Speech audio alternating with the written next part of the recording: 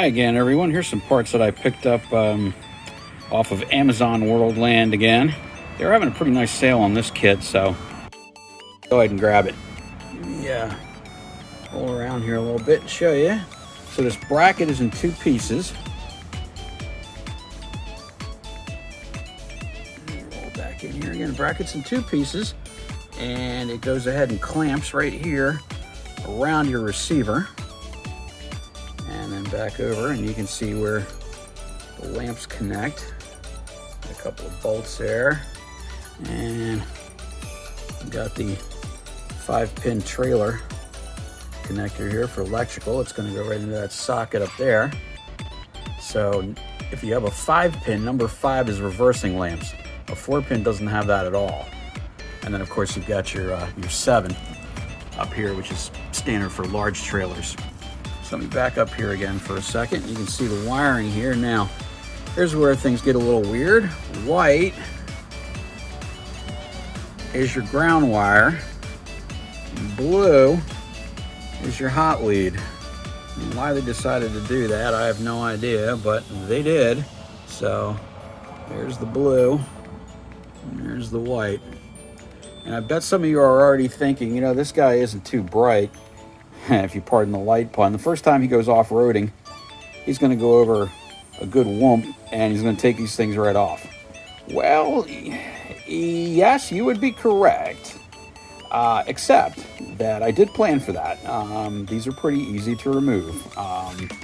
One 13mm wrench, you pull this nut right here, you pull this nut right here. This thing actually fits through that hole. I already checked that out. So when I'm driving, it's just going to be kind of situated as so.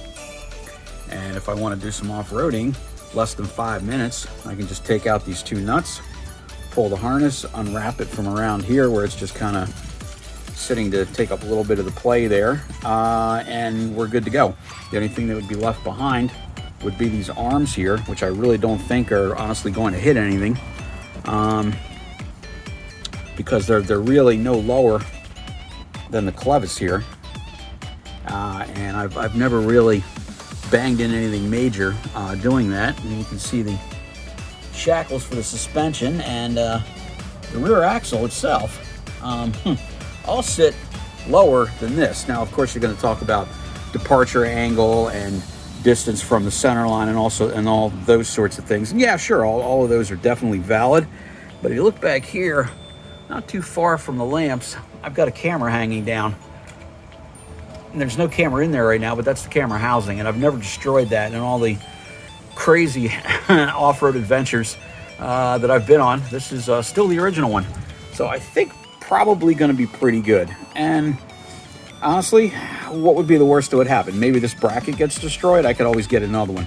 The lamps would be off and either inside the truck or just left behind at the house if I knew where I was going to be gone for a day or whatever, and 5 minutes they're popped off and everything's good. So not a big deal. Right now these are tied into the reversing lamp circuit, and they're going to come on obviously with the tail lamps, of course, naturally. The reversing segment of the tail lamp, that is, of course.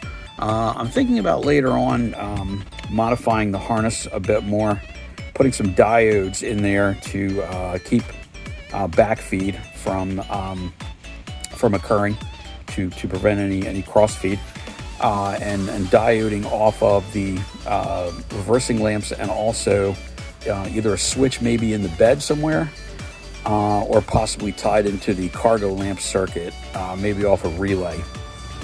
I'm gonna have to measure the draw on these. I don't think they pull very much. They're LEDs, so nothing really in LED world land, unless you're talking about a 52-inch light bar, really draws very much power. So you're usually pretty safe with adding those things into harnesses without having any trouble.